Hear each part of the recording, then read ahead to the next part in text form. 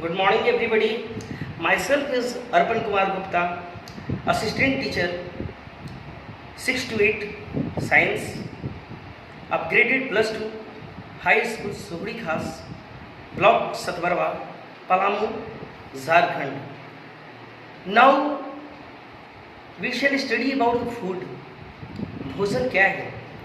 भोजन क्या है इसके विषय में हम जरा सा पढ़ेंगे, हम आपको समझाने का प्रयास करेंगे।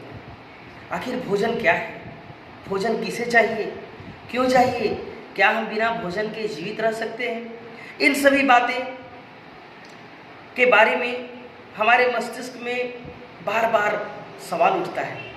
तो जिस प्रकार एक गाड़ी को चलने के लिए पेट्रोल की आवश्यकता होती है, एक इंजन को चलाने के लिए डीजल की आवश्यकता होती है, घर में एक लैंप को जलाने के लिए मिट्टी तेल किरोसिन तेल की आवश्यकता होती है, उसी तरह हर मनुष्य को अपनी दिनचर्या को पूरा करने के लिए शरीर के कार्यों की दक्षताओं को उसके अनुरूप कार्य करने के लिए ऊर्जा की आवश्यकता होती है। और यह ऊर्जा जो मनुष्य के द्वारा या जीव जंतु के द्वारा जो भोजन किया जाता है उसी से प्राप्त होती है। हम सभी इसीलिए भोजन करते हैं जिससे कि हम जीवित रह सकें, हम अपनी दिनचर्या को कर सकें। अगर हम भोजन नहीं करेंगे, हमारे शरीर के अंग काम नहीं करेंगे, क्योंकि उनको काम करने के लिए ऊर्जा की आवश्यकता होती है। तो यह ऊर्जा हमें ATP के रूप में भोजन से प्राप्त होती है। चलिए हम देखते हैं कि हम भोजन कैसा भोजन करते हैं। भोजन करते हैं तो उससे हमें क्या मिलता है, क्या कौन कौन सा भोजन करना चाहिए, कौन कौन से भोजन से हमें क्या क्या मिलता है, हम छोटे समय में अधिक विस्तार से जानने का प्रयास करेंगे। क्या हम जीव जंतुओं को अपना आहार बनाते हैं, क्या हम पेड़ पौधों के किन किन भागों को अपना आहार बनाते हैं, जरा सा जानेंगे मेरे प्यारे छात्रों।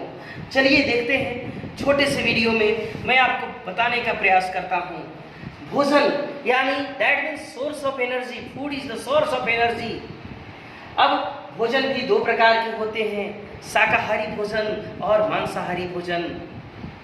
हम शाकाहारी भोजन कहाँ से प्राप्त होते हैं? पेड़ पौधों से, चावल, गेहूँ, दाल, फल, सब्जियां, ये सभी शाकाहारी भोजन हैं। और मांसाहारी जिसको कि हम बोलते हैं नॉन वेज, ये नॉन वेज कहाँ से प्राप्त होते हैं? तो नॉन वेज जीव जंतु पशु पक्षियों के मांस से प्राप्त होते हैं और अंडा से प्राप्त होता है। अंडा भी निषेचित अंडा मांसाहार की श्रेणी में आता है।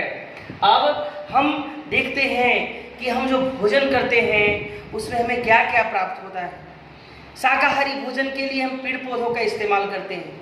आपके खेतों में लहलहाते हुए धान के खेत, गेहूं के खेत बराबर नजर आते हैं। गेहूं के पौधे, धान के पौधे, इन पौधों से हमें अनाज मिलता है। उन अनाजों को हम अपने भोजन के रूप में यूज करते हैं, उपयोग करते हैं। तो चलिए देखते हैं कि पौधे के किन किन भागों को हम खाते हैं, पौधा का कौन कौन सा भाग होता है। इस डायग्राम से हम समझने का प्रयास करेंगे। पौधा का दो भाग होता है, एक रूट सिस्टम और एक शूट सिस्टम। जमीन से नीचे वाला रूट सिस्टम और जमीन के ऊपर वाला शूट सिस्टम। अब हम जमीन के नीचे वाले भाग को बोलते हैं जड़। यह जड़ वही भाग है जो मिट्टी से खनिज लवण खींचकर ऊपर पौधों को भोजन बनाने के लिए आवश्यक सामग्री जो होती है, जल और खनिज लवण, उसको पहुंचाता है। ऊपर के भागों में जिस पर पौधा टिका रहता है इसको तना कहते हैं। तना, ये पत्तियां हैं, ये फूल हैं। फूल का छोटा भाग जो विकसित नहीं हुआ उसको कली बोलते हैं। हम प्रायः पौधों के प्रत्येक भाग का उपयोग करते हैं, प्रत्येक भाग को अपने भोजन के रूप में प्रयोग करते हैं। जैसे आप बताएं कि आप क्या खाते हैं। पौधों के फूल से फल बनता है, जिससे हम फल को अपना भोजन बनाते हैं। कुछ जड़ें भी हम उपयोग में लाते हैं, मूली, गाजर, ये जड़ है। आलू तना के रूप में, साग पत्तियां हैं जिसे हम इस्तेमाल करते हैं भोजन के रूप में। तो इस तरह पौधे के प्रत्येक भाग को अपने आहार के रूप में इस्तेमाल करते हैं। चलिए जानने का प्रयास करते हैं कि आखिर हमारे शरीर को क्या क्या चाहिए।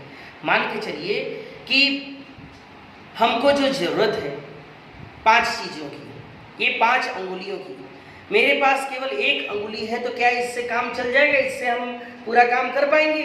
नहीं। अगर ये 5 अंगुलियां हैं तो पांचों का अपना एक विशिष्ट कार्य है।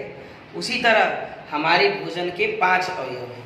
आइए उनकी हम जानकारी देते हैं। तो भोजन के अवयव प्रोटीन, कार्बोहाइड्रेट, वसा, खनिज लवण और विटामिन, ये भोजन के 5 अवयव हैं। और ये पांचों अवयव का हमारे शरीर के विकास में महत्वपूर्ण योगदान होता है। इसके बिना हमारा शरीर पूरी तरह विकसित नहीं होता है। और इसी पांचों जो हमारे अवयव हैं वो भोजन में अगर पाए जाएंगे तो उसको हम संतुलित भोजन कहते हैं। प्रोटीन दाल में पाया जाता है। कार्बोहाइड्रेट, तो कार्बोहाइड्रेट तुरंत, इसको बोलते हैं तुरंत ऊर्जा देने वाला पदार्थ है। ये मक्का में पाया जाता है खूब मात्रा में, चावल में, गेहूं में। अब वसा हमारे घी में, तेल में, दूध में, ये सब में वसा पाया जाता है। खनिज लवण जमीन के नीचे जो रहता है, इसको ये मछली में पाया जाता है। और ये साग जो खाते हैं उसमें पाया जाता है। विटामिन जितने फल हैं, दूध हैं, इसमें पाया जाता है। तो इस तरह अगर हम इन अवयवों के समावेश का भोजन अगर हम करें तो उस भोजन के द्वारा हमारा शरीर विकास करेगा और किसी भी काम को करने में सक्षम हो पाएगा। मैंने प्रयास किया आपको भोजन और उसके अवयवों को समझाने के लिए, और इस तरह से आप इसको पुनः रिवाइज करके वीडियो को देख सकते हैं। तब तक के लिए धन्यवाद।